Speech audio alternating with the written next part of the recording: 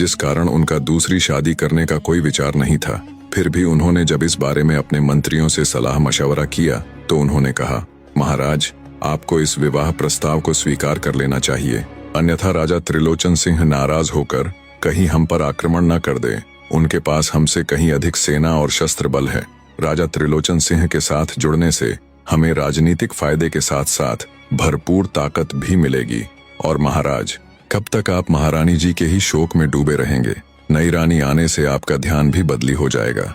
मंत्रियों की सलाह और अच्छे से सोचने विचारने के बाद अंततः राजा त्रिभुवन पाल ने उस विवाह प्रस्ताव को स्वीकार कर लिया। जल्द ही राजा त्रिभुवन पाल की शादी राजकुमारी त्रिलोचना के साथ हो गई। कुछ समय पश्चात ही रानी त्रिलोचना ने गर्भ धारण कर लिया और तय समय पर राजा को रानी त्रिलोचना से एक पुत्र की प्राप्ति हुई। उधर राजकुमारी रुद्रलेखा और विभित्सना भी अपने जीवन के 10वें वर्ष में प्रवेश कर चुकी थी। आश्रम में उन दोनों की शिक्षा पूरे जोरों शोरों के साथ चल रही थी। राजकुमारी रुद्रलेखा की हर विषय में अच्छी पकड़ थी, पर विभित्सना की बात ही कुछ अलग थी। केवल 10 वर्ष की आयु में उसकी बुद्धि ऐसी कि चाणक्य को भी परास्त कर दे। हर श्लोक, हर वेद उसे कंठस्थ था। जितनी योग्य वो शास्त्र विद्या यानी ज्ञान, तर्क, भाषा, नीति, धर्म, गणित, विज्ञान, इतिहास, कला आदि में थी, उससे कई गुना अधिक वो शस्त्र विद्या यानी तलवारबाजी, धनुर्विद्या, गदा युद्ध, भाला युद्ध, मलखंभ और आत्मरक्षा में थी। जब वो तलवार चलाती तो प्रतीत होता जैसे आग में नहाई बिजली हो।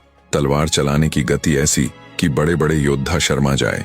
जब विभित्सना धनुष उठाती तो आंखें बंद करके भी कोसों दूर मौजूद अपने लक्ष्य को चंद पलों में भेद देती।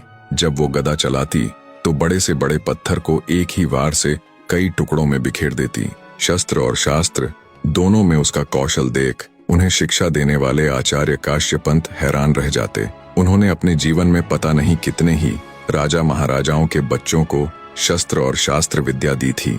एक से एक महारथी योद्धा उनके गुरुकुल से निकले थे, पर उन्होंने अब तक अपने संपूर्ण जीवन में विभित्सना जैसा कोई नहीं देखा था। अब तक के उनके शिष्यों में कोई भी ऐसा नहीं था जो उस 10 वर्षीय बालिका के सामने किसी भी क्षेत्र में पल भर के लिए भी टिक पाता। उसकी इन अद्भुत कलाओं को देख आचार्य काश्यपंत हमेशा उससे एक ही बात कहते, बेटी, तुम्हारा जन्म किसी बहुत बड़े कार्य के लिए हुआ है। तुम्हारे जैसी वीरांगना सदियों बाद जन्म लेती है। समय बीतता गया, जैसे चंदन को और अधिक रगड़ने के बाद उसकी खुशबू और अधिक तीव्र होती जाती है, वैसे ही विभित्सना भी हर विद्या में और अधिक निखरती चली गई। उधर राजा त्रिभुवन पाल का लड़का भी समय के साथ बड़ा होता चला गया। समय का चक्र